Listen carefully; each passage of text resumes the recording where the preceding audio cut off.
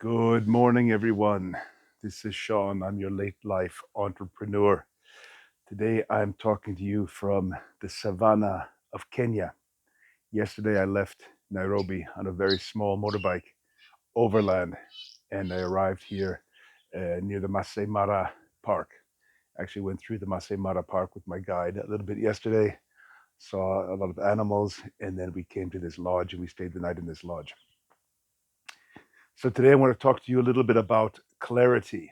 For late life entrepreneurs, I think clarity is very important. And I made some notes this morning over coffee, so please don't mind if I read from my notes. We know that this is early going for the late life entrepreneur, and everything's going to be a bit haphazard. So for me to be here in Kenya, this is this is pretty much in line with what my mental goals were for becoming a late life entrepreneur and pulling that trigger and going off on my own.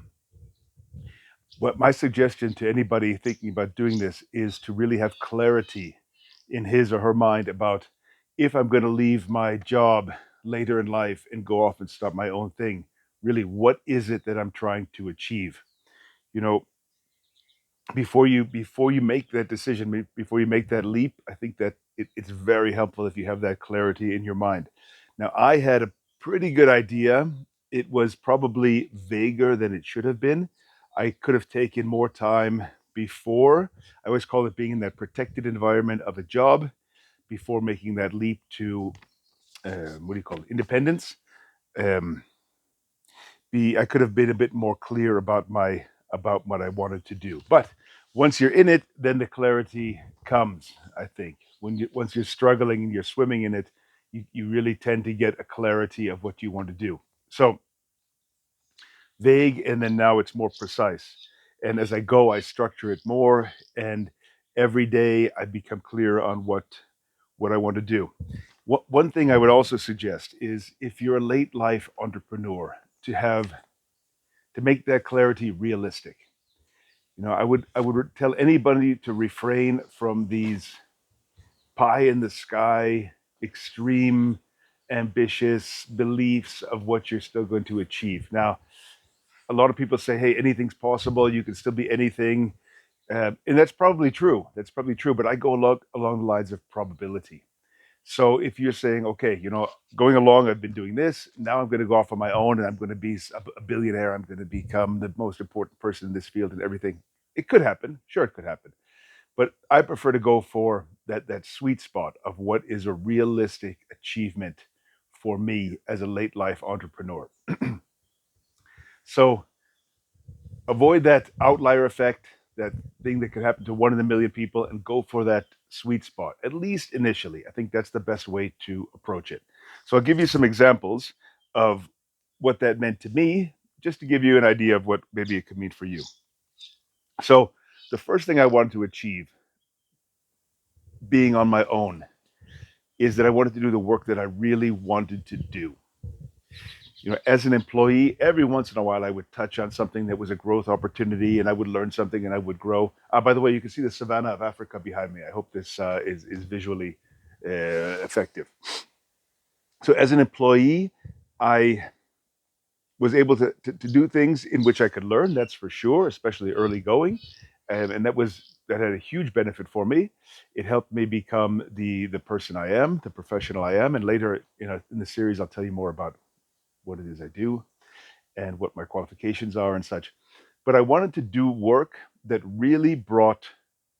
truly brought all my capabilities together, and that I could combine them and really move forward.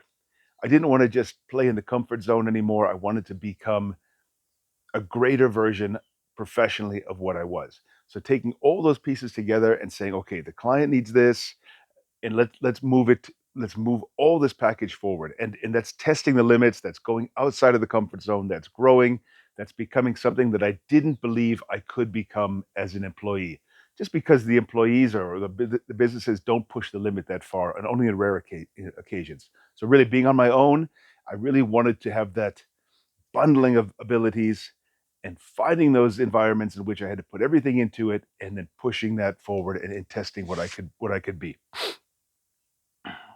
A lot of this came from Of course, I always reflect back on the 2X philosophy. That's my driving force. That's the philosophy that guided me in the last 2.5 years to becoming an independent person, entrepreneur, somebody who's on his motorbike in Kenya. The 2X philosophy brought me there. So a lot of the principles I talk about as far as late life entrepreneur for me are based upon creating the 2X philosophy and putting it into my life.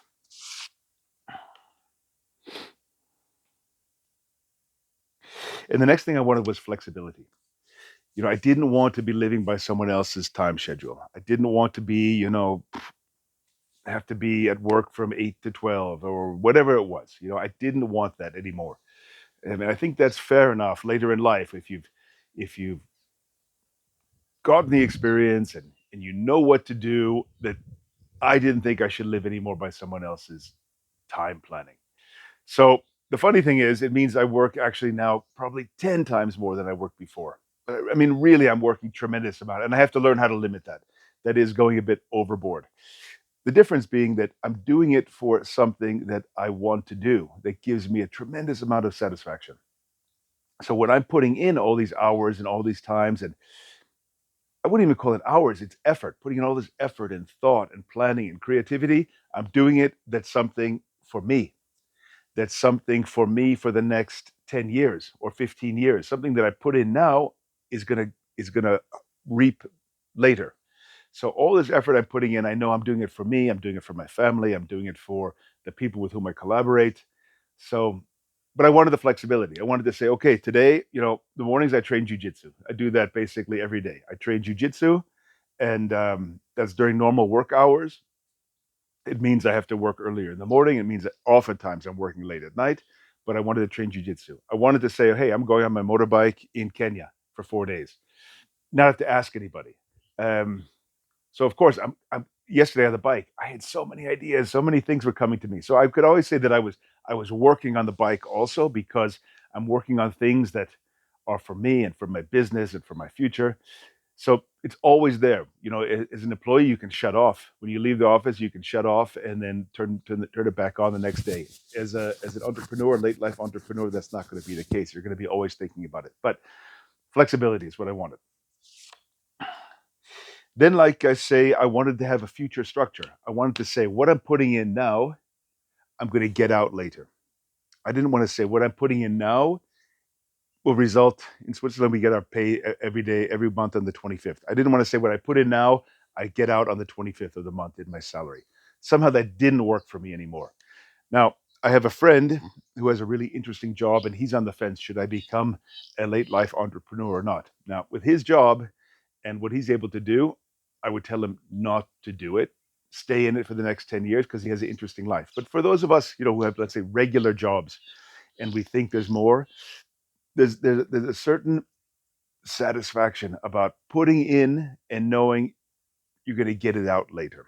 So, I have a consulting business and another business I'll tell you about. But whatever I put in now, even if I don't see the results at the end of the month, I'm pretty sure I'm going to see those results in 2 years, 3 years, 5 years, 10 years. And those results are going to be very satisfying. And when I look back, I think, wow, I'm glad I put in then, put into something that was for me and for my future.